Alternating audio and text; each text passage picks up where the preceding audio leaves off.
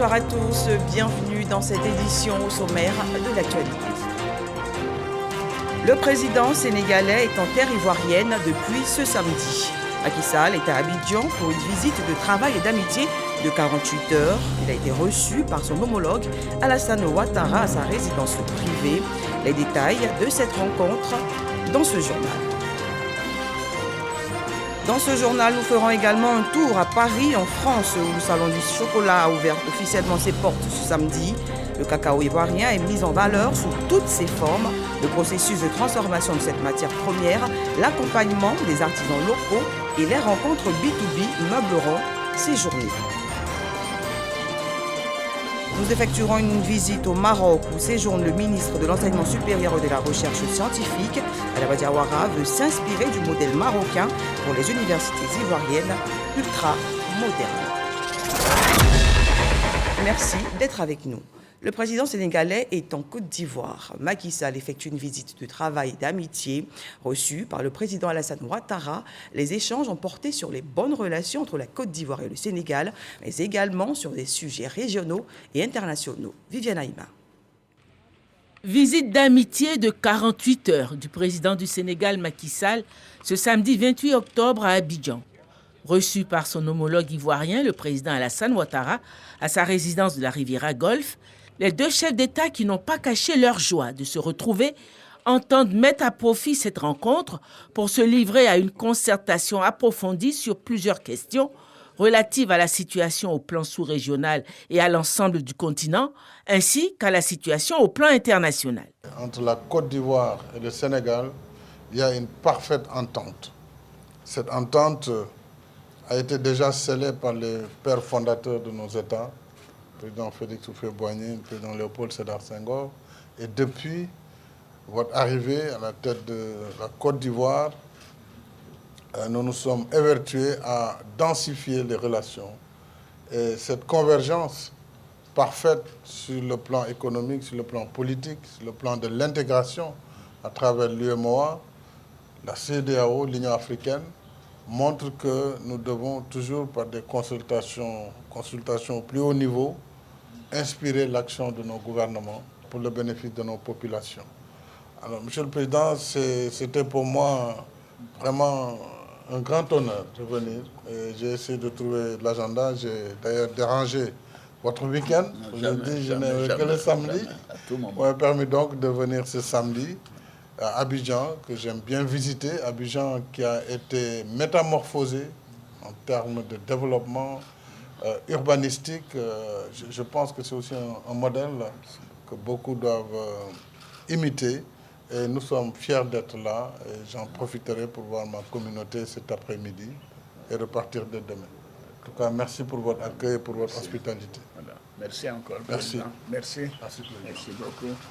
Vous connaissez tous le lien particulièrement étroit entre le Sénégal et la Côte d'Ivoire et le lien personnel d'amitié et de fraternité que nous avons noué, le président Macky Sall et moi-même.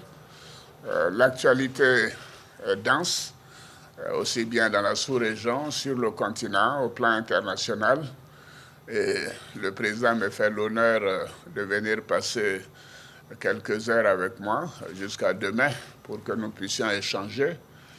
En tout état de cause, une chose est certaine, c'est que la Côte d'Ivoire et le Sénégal sont toujours en phase. Et ça a été vérifié partout. Mais nous voulons parler de la sous-région, compte tenu des difficultés que notre sous-région connaît, aussi bien au niveau de l'UEMOA, de la CEDEAO, du continent, les crises ailleurs, au Soudan, Libye, etc. Et bien évidemment, la situation internationale. Monsieur le Président, je suis particulièrement heureux de vous recevoir ce matin. Merci d'avoir fait ce déplacement. Pour l'entrée en matière, le chef de l'État ivoirien et son hôte ont déjeuné ensemble. Visite d'amitié de 48 heures, le président Macky Sall regagnera son pays dimanche. Le CGC, Confédération Générale des Entreprises de Côte d'Ivoire, a organisé récemment son traditionnel dîner gala en présence du Premier ministre. Le thème retenu pour cette 11e édition, croissance durable des entreprises en Afrique, cap sur la compétitivité. Les détails avec Chris Diomondé et Patricia Omouitia.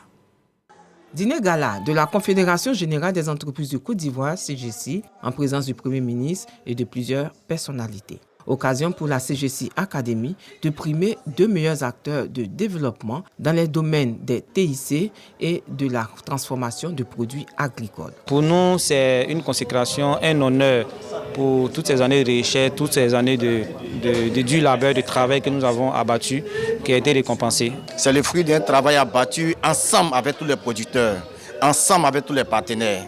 Pour le premier responsable de la Confédération Générale des Entreprises de Côte d'Ivoire, CGC Academy, cette édition a permis de relever de grands challenges. C'était important pour qu'on se parle entre nous et voir comment est-ce qu'on se donne des conseils pour être beaucoup plus compétitifs et donc pouvoir vendre nos produits ou nos services sur le marché.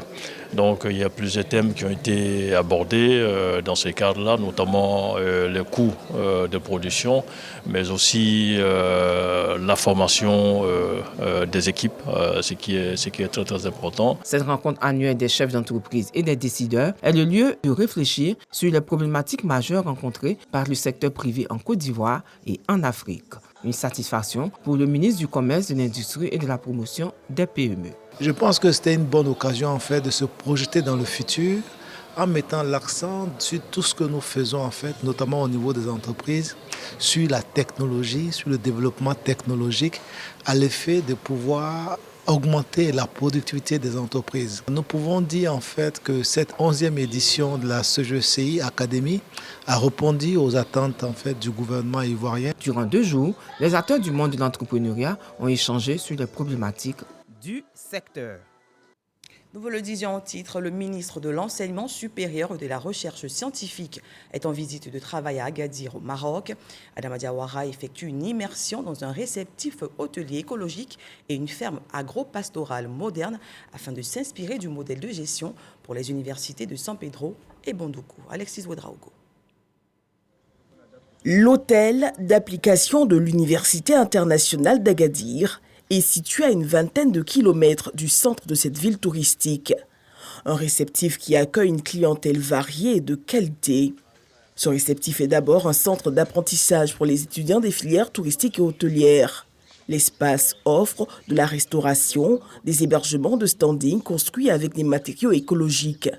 L'autre attraction est sans nul doute le parc animalier et ses nombreuses espèces, parmi lesquelles de gros ruminants, des oiseaux qui en ajoutent au charme de ce lieu.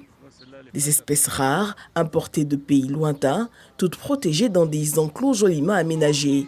Une véritable attraction touristique. Le ministre Diawara est séduit. Nous avons constaté un certain nombre de choses dont nous allons nous inspirer dans nos structures universitaires. C'est-à-dire que la séparation entre la fonction enseignement supérieur et recherche scientifique et la fonction production, de telle sorte que la partie production puisse générer des ressources propres pour l'université. Nous sommes au début de notre visite de l'université, mais croyez-moi, ce que nous avons vu déjà est assez édifiant. Et nous allons nous en inspirer considérablement, ne serait-ce que pour les nouvelles universités telles que l'université de Bondoukou ou de San Pedro, où on a suffisamment d'espace pour développer ce type de projet. La présidente de l'Université internationale d'Agadir nous explique sa vision. Ce projet est venu juste au fait offrir un service pour l'ensemble pour l'université. Alors nous accueillons tous nos notables ici au niveau de ce projet et nous accueillons nos étudiants, on leur organise la journée d'intégration et bien sûr il y a même des projets de recherche dans le domaine agricole qui se font ici. Cap sur la ferme agro-pastorale qui s'étend sur une superficie de 400 hectares. Elle offre l'opportunité aux étudiants des filières agronomie de passer de la théorie à la pratique. Ici, on cultive des agrumes, du maïs, du haricot, du poivron, des pêches. Toutes ces productions génèrent des revenus propres à l'université. La délégation ministérielle a eu droit à une petite séance de dégustation. Un tour en France où s'est ouvert officiellement ce samedi le Salon du chocolat. Pour cette 28e édition, le Conseil du café et du cacao met un point d'honneur au processus de transformation du cacao ivoirien, à l'accompagnement des artisans locaux et aux rencontres d'affaires. Le cacao ivoirien très apprécié des visiteurs, vous le verrez dans ce reportage de nos envoyés spéciaux Ulrika Dongon et Delphine Blas. Samedi 28 octobre, ouverture officielle du Salon du chocolat Paris, Porte de Versailles. L'affluence est de taille. Depuis plus de 10 ans, le Conseil Café Cacao accompagne les champions locaux de la transformation. Cette année, nous avons fait venir 3 artisans chocolatiers. Donc c'est tous ces efforts-là que le Conseil fait à l'endroit des transformateurs. Au-delà de l'accompagnement des artisans pour imposer le Made in Côte d'Ivoire, le Conseil du Café Cacao explique le processus de transformation du cacao aux visiteurs. Le pays étant le premier producteur mondial de cacao avec plus de 40% de l'offre mondiale. Pour se récolter, il faut les écabosser, il faut les ouvrir, extraire les fèves fraîches et les faire fermenter pendant 6 jours. 6 jours, le paysan il ne reste pas à la maison, mais il va brasser chaque 2 jours ses fèves de cacao. Et cette étape de la fermentation est une façon de pré-cuire les fèves de cacao pour avoir un bon chocolat. Et donc après, il va faire sécher les fèves et réduire le taux d'humidité autour de 8%, qui est la norme internationale. Après cela, il peut commercialiser ses fèves et le transformateur, le chocolatier, lui, il va les torréfier. Voilà, vous avez là les fèves torréfiées, voilà, qu'on peut concasser comme ça. Et puis, on récupère ces amandes pour les broyer finement pour avoir la pâte que vous avez ici. Voilà, elle est 100% chocolat noir, mais après, il faut extraire le beurre de cacao qui est là. C'est la matière grasse végétale et c'est ce que nous appelons la matière noble du cacao. Voilà, parce qu'il est utilisé dans la pharmacie comme dans le culinaire. Alors, et après, on peut broyer la masse pour avoir la poudre de cacao que vous avez tous les matins au petit déjeuner. Voilà, vous pouvez ajouter un peu de sucre, un peu de lait pour faire déguster du chocolat chaud ou glacé aux enfants. Et après, voilà, et avec la masse et avec le beurre, on peut faire les tablettes de chocolat. La Côte d'Ivoire est donc là, avec sa culture tout en chocolat. C'est toute une ambiance autour du cacao ivoirien et de ses produits dérivés. Comme au mondial du rugby, tout le monde court après le ballon ovale. Au mondial du chocolat, tout le monde court après les produits dérivés du cacao de Côte d'Ivoire. Alors, échange et dégustation. Waouh, c'est trop bon. Je déguste encore. Le cacao ivoirien est le meilleur. Excellent. Il est très très bon. Il est trop bon. Le chocolat de Côte d'Ivoire. Vous allez déguster. Il y a aussi des rencontres B2B pour présenter les opportunités d'investissement dans les filières café-cacao. Nous avons des flyers pour présenter nos différentes structures. Et surtout que la volonté du pays est de faire passer la Côte d'Ivoire du producteur de source à transformateur de fèves. Le Salon du chocolat est une grosse opportunité pour nos transformateurs locaux de s'investir dans la filière café-cacao, secteur pourvoyeur d'emplois. Le cacao toujours à l'honneur, les acteurs de la société civile ivoirienne et européenne s'engagent pour la traçabilité d'un cacao durable. Projet initié, le renforcement de la société civile pour la durabilité et la bonne gouvernance de la filière en Côte d'Ivoire. Reportage.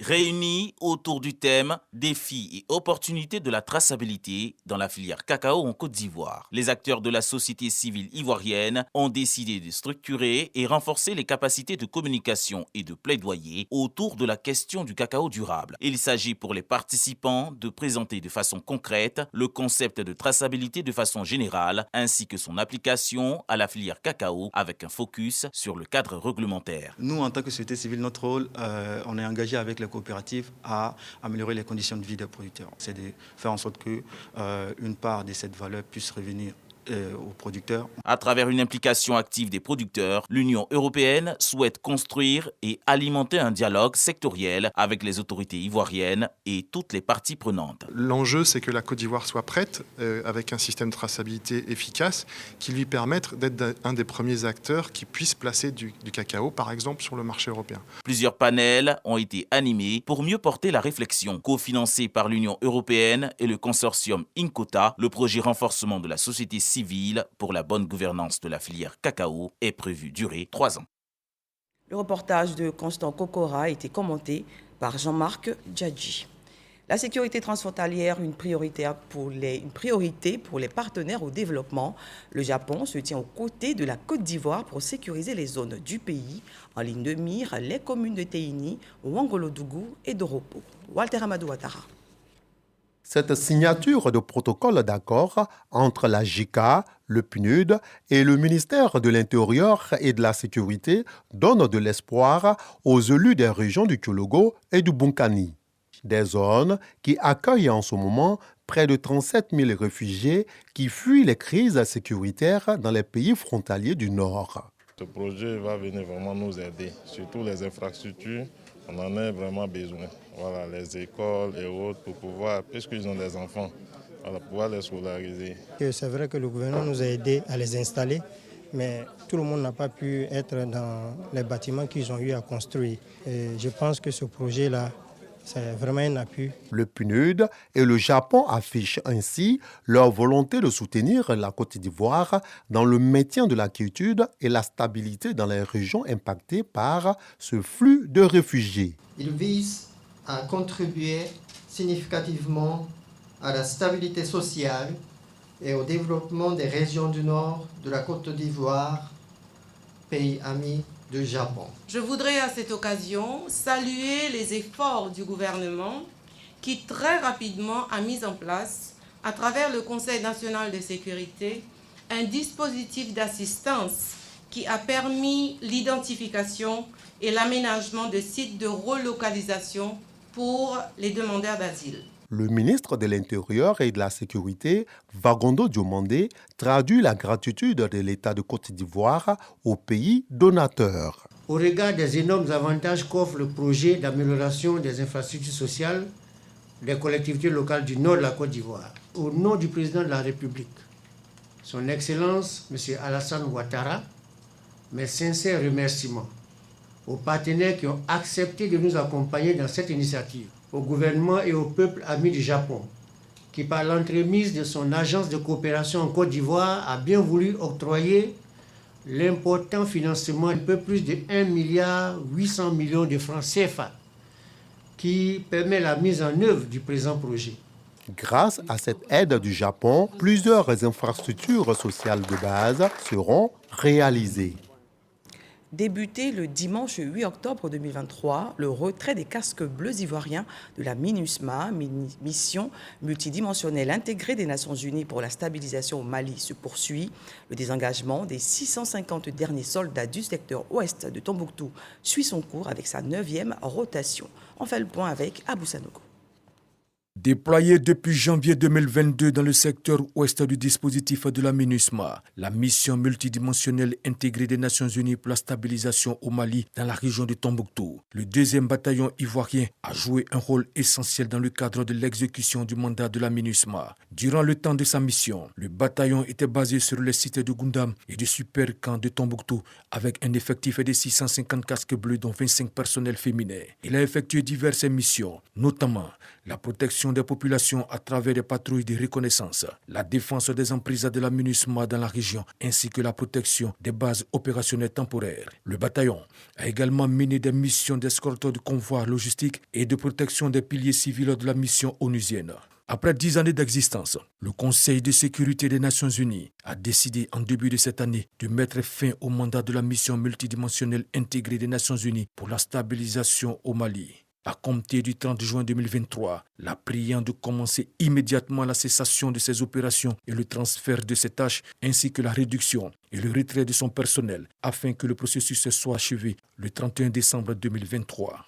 Ainsi, Ce sont 48 personnels des forces armées de Côte d'Ivoire embarqués à bord de 2 aéronefs de l'armée ivoirienne. L'un pour la troupe et le second pour le paquetage qui ont foulé le tarmac de l'aéroport international Félix Houphouët-Boigny. Cette 9e vague de rotation sur les 10 prévues porte à 90% le nombre de personnels militaires ivoiriens ayant quitté le territoire malien. Le reste du contingent qui constitue la 10e et dernière rotation aura pour mission l'escorte de la logistique en phase avec les forces armées maliennes et les Nations Unies. Notons que la Côte d'Ivoire avait participé en y déployant entre 2013 et 2023 un bataillon logistique à 450 hommes à Gao, une compagnie de protection initialement à 150 puis portée à 210 hommes à Sévaré, un élément de soutien national à 50 personnels, un bataillon d'infanterie à 650 hommes à Tombouctou et plus de 200 officiers d'état-major à Bamako, Gao, Tombouctou, Mopti et Kidal.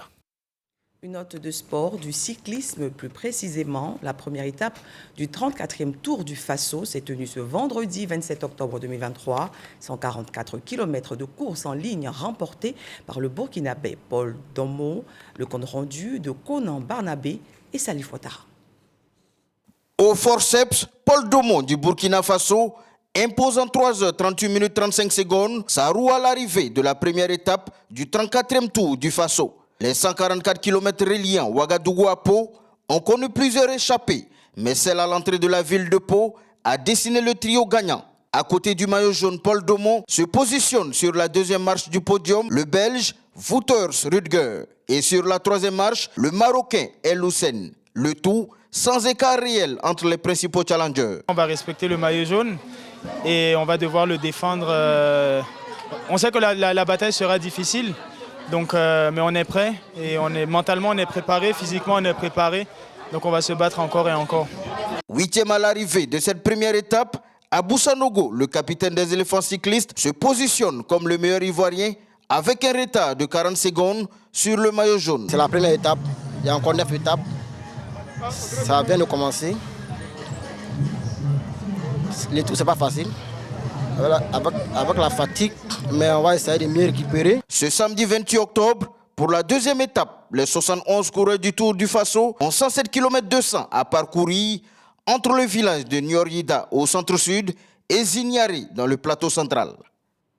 Ouvrons le chapitre culture de cette édition avec l'Abissa 2023. C'est demain, dimanche, que s'ouvre le Siedou, événement marquant la seconde étape de l'Abissa. Avant ce moment, une campagne de dépistage contre les maladies cardiovasculaires et le cancer du sein est organisée par la commission santé de ce rendez-vous culturel. Davis Oyo, Victoria Angoua. Nana Kendiatano Patrice, candidat au dépistage de l'hypertension artérielle, mais aussi pour bénéficier des conseils nutritionnistes, histoire d'éviter les AVC et l'obésité. Et c'est la gratuité, tout est gratuit. Moi-même qui ai les moyens, je suis venu me faire dépister. Je demande à ce que tout le monde accepte de se faire dépister et de chercher à comprendre, anticiper les maladies qui sont dans le corps. Nous sommes au domicile du premier responsable du quartier Petit Paris, du Grand Bassam, site choisi par la commission santé du comité d'organisation de l'Abissa 2023. On a voulu centraliser toutes ces équipes sur place parce qu'on a remarqué, et c'est un constat, mais nos parents de quartier France ne s'intéressent pas aux activités que nous menons. Et on souhaiterait qu'à partir de maintenant, vu ce qui se passe à Petit Paris, qui s'accapare la campagne de dépistation qu'on fait chaque année. 3 jours de séance de dépistage aussi pour le cancer du sein et du col de l'utérus. Objectif, amener les populations à se familiariser avec le corps médical et les centres de santé.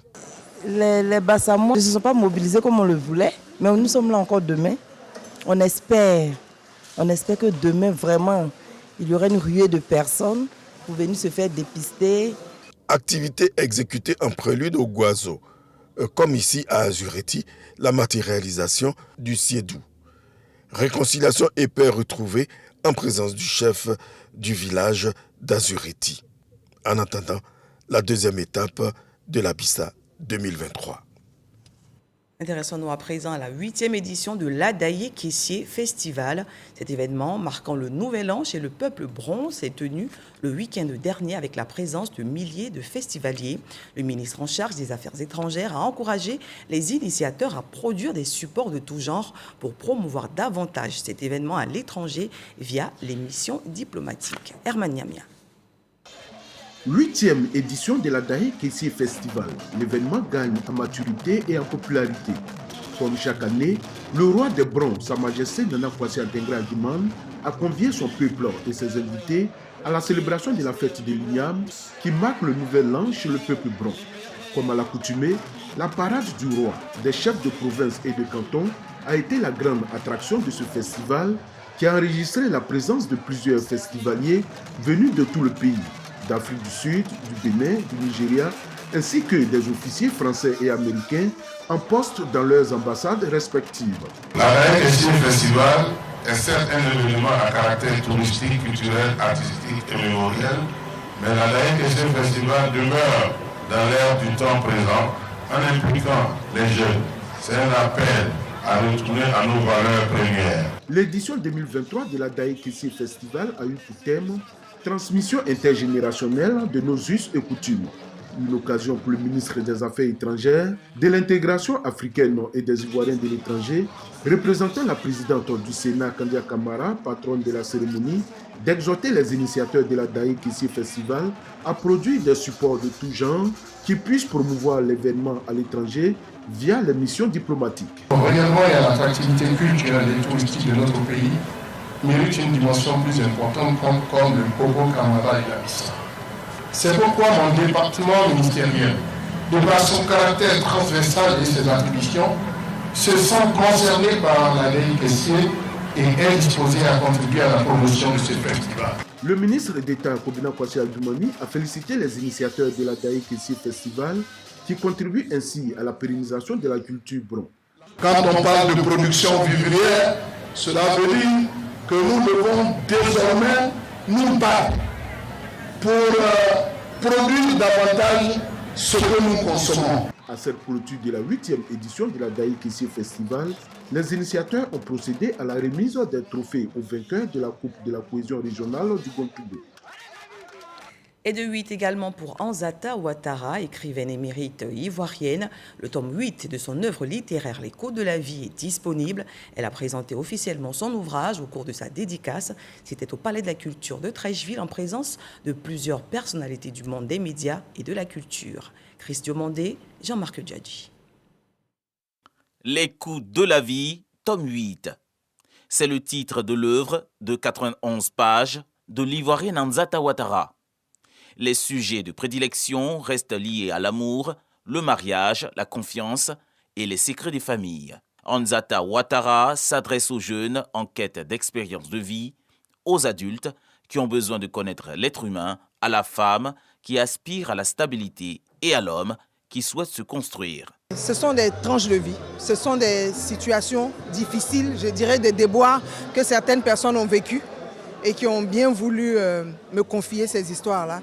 Et moi, je traite ces histoires que je publie dans le but de permettre à mon public de tirer des leçons de vie. Cette fois-ci, on a des thématiques d'actualité comme l'excision, la drogue, l'infidélité, la trahison, entre autres le mariage à tout prix, toujours dans le but de sensibiliser, d'édifier, d'informer et d'éduquer surtout. Les coups de la vie, c'est 12 nouvelles qui restent dans la dynamique des prédécesseurs du point de vue de la phraséologie. Je pense que pour une aventure littéraire, Les coups de la vie, tome 8, c'est vraiment expression de la pérennité et de la capacité de l'artiste à se réinventer, à poursuivre ce qu'elle a démarré il y a de cela quelques années. C'est un roman, on va dire, qui se lit, qui se laisse lire et qui nous permet de découvrir en tout cas tous les coups, on va dire, de la vie.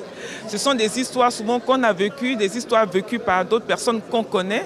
Et c'est toujours avec empressement qu'on participe à sa cérémonie de dédicace. Le tome 8 donc, des coups de la vie vient pour relancer l'élan pris par l'auteur Anzata Ouattara, qui déjà a une plume bien connue, tant au plan national qu'international, et qui, à chacune donc, de ses productions littéraires, nous ramène dans notre vie de tous les jours. Journaliste, écrivaine, Anzata Ouattara est l'auteur de plusieurs œuvres, notamment Altiné, Mon unique péché, Safora et La révolte d'Agba le Manioc. En 2021, elle reçoit le prix littéraire d'Afrique et de la diaspora, décerné par l'Académie des Baobabs, et le 3e prix d'excellence du président de la République de Côte d'Ivoire en 2022. À l'international, l'armée israélienne a prévenu ce samedi qu'elle considère désormais Gazaville et sa région comme un champ de bataille. Elle a ordonné aux habitants de partir immédiatement vers le sud. L'armée israélienne mène depuis ce vendredi soir d'intenses bombardements sur la bande de Gaza. Et aujourd'hui, samedi, les communications dans l'enclave assiégée sont toujours coupées. Fin de ce journal. Merci de nous avoir suivis. Je vous souhaite une excellente fin de soirée.